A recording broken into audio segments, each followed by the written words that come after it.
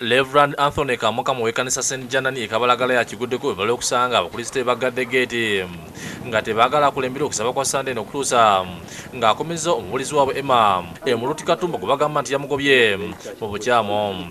Kontrakiti y'ebbaluwa ye gye bampandiikira nga bamunsindikira emyaka ebiri gyaweddeko nga balina okuddamu okumuwa linyu. Bwe tebanaba kumuwa linyu ate agoba omubulizi waffe gwe tumaze naye emyaka okuva ddala mu myaka gy'ekinaana. Tuzimbe kanisa eyo ng'omubulizi gwe tuyina mpaka kati ye agamba nti kamugobe aleete omuntu gwe yasoma naye mbugwe abaakola naye mu kifo namuwandikira ebbaluwa emuwummuza nga tategezezzaako lukiiko wabula yamugoba bugobi ekkanisa agifudde nga yiye.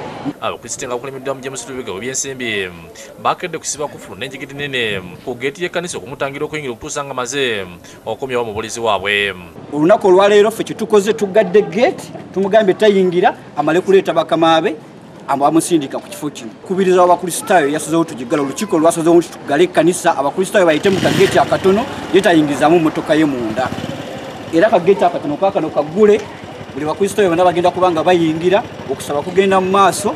Reverend Kamuka Mulutuuse alese emmotoka emyufu ku mulyango gwa geeti nawalampa ekikomera okulaba amusibidde ebweru. Abakristaayo bagamba nti Reverend yasusiza amalala nga tagambwako nga kati abakulu okuva mu kanisa n'omulabirizi balina okuyingira mu nsonga zino.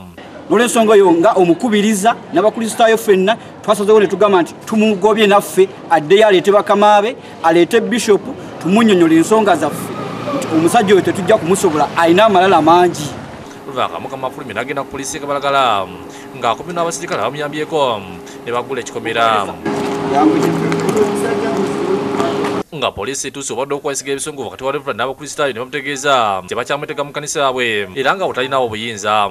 We are not quarreling, I'm just telling him I'm one of the elder here, the church leaders, not you yourself. Nichenjagala okutegeeza.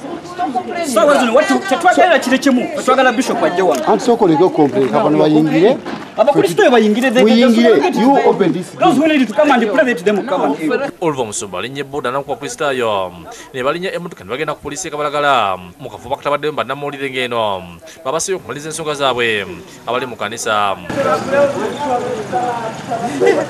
Kamuka ategeezezza nti okuguba kw'omubulizi kyava ku kuba nti yali ekulubeseza ku baana abawala mu ofiisi nga bamulabula enfunda eziwera nga tawulira nga n'ekyaddirira ku kumuwummuza ku mulimu w'ekkanisa eno.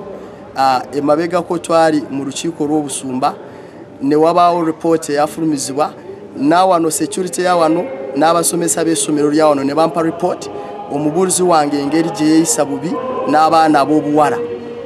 Namuwa ofiisi awe ya Vesute mwakolera katuukukakana emirundi emingi ogenda okusanga nti nga ssaawa 3:30 ez'ekiro nnya abeera n'abaana ab'obuwala mu ofiisi kati ekyo ne kireetako insecurity so ne muwoninga emirundi egy'enjawulo oluvannyuma ne tumuwa suspension.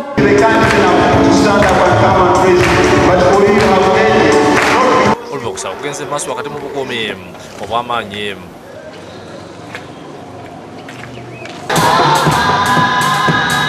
David Sikayombya yakusakidde Glen ku Lwabukedde TV.